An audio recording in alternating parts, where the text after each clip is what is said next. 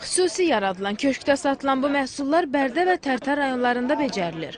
Artıq 3-cü ildir ki, 25 kəndin 156 təsərrüfatında ekofermerçiliyə keçid edilib.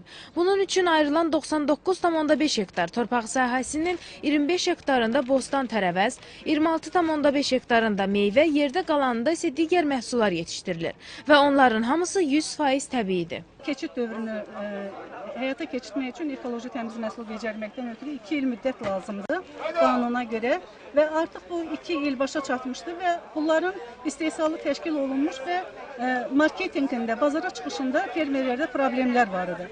Məhz bu köşkün açılması da bu günlərin bu məqsədlə fermerlərin bazara çıxışının təşkili, insanların maarifləndirilməsi məqsədini güdür. Satış sərginin təşkili fermerlərdən çox alıcıların rəyincə idi. Burada verilən broşuralardan bilinir ki, hansı təsərrüfat hazırlanıb. Heç bir kimyəvi maddələr tətbiq olunmayıb bura. Fermerlərin özləri də sertifikatlı fermerlər dərmansız məhsul olduğuna görə inanır.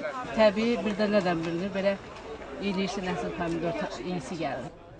Sözü gedən təsərrüfatlarda becərilmənin bütün mərhələlərində kimyəvi sintetik maddələrdən deyil, təbii üsullardan istifadə olunur. Humusdan istifadə eləyirik, sonra istifadə eləyirik, məsələn, kartofta kolorado böcəyinə qarşı qoz yarpağı. Sonra biz istifadə eləyirik, məsələn, xam sabundan yapışdırıcı qabiliyyətə malikdir.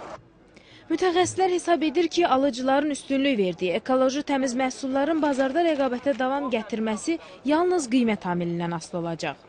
Nigar Etibar, Habil Aslanoğlu, İlqar Fərmanlı, Lider TV, Bərdə.